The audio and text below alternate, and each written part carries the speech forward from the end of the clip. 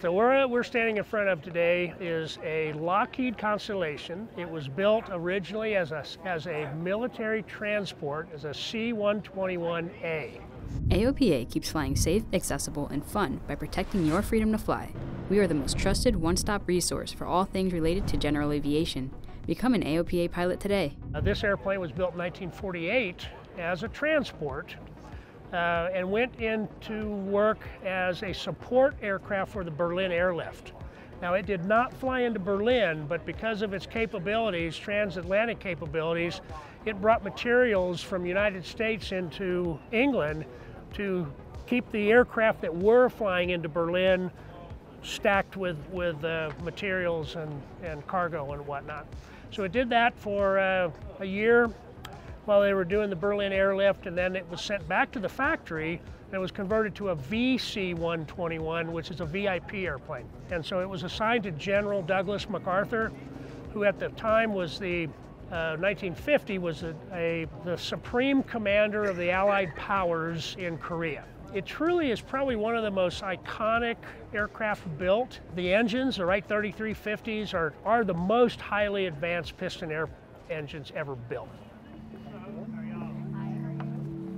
Well, we're currently inside the Connie. The airplane has been through an 8-year airframe restoration, and we're currently having the interior done. And so we're still probably 6 months away from having the full interior done.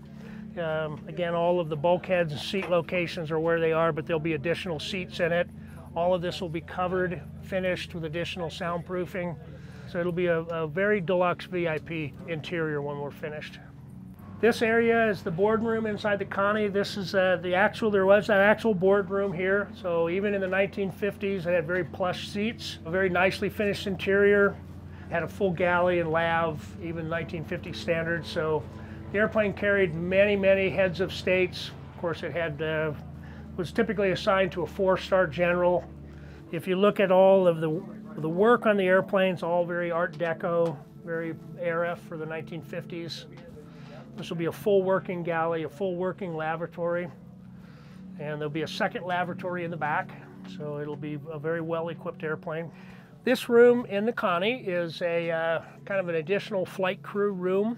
We always carry typically a couple of observers can look the airplane over. We have maintenance people that travel with us on the airplane, and they'll sit up here, but they also will be in pretty good comfort. Now, if you look at this, you'll see a Connie logo here.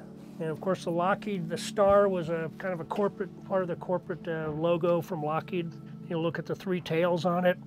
The airplane requires a minimum of 3 crew, 2 pilots and a flight engineer. Jeff is our flight engineer. Hello.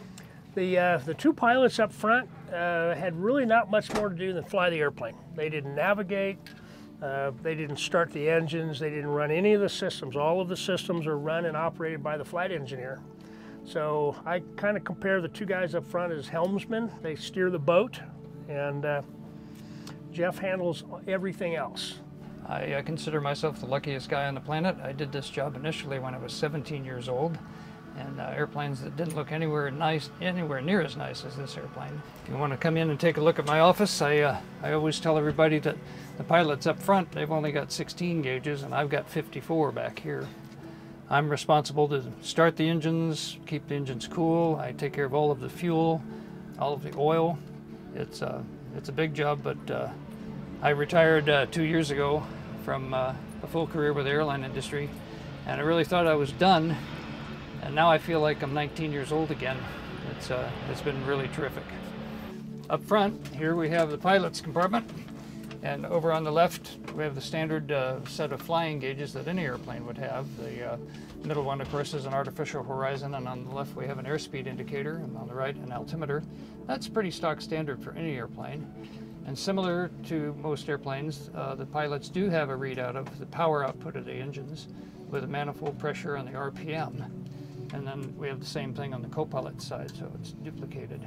And like I mentioned, that's pretty sparse compared to the panel back here. 4 throttles. The red knobs are for reverse. The propellers can be reversed to make short landings. The great big wheel here is the elevator trim. Again, it looks a lot like something you see in a ship.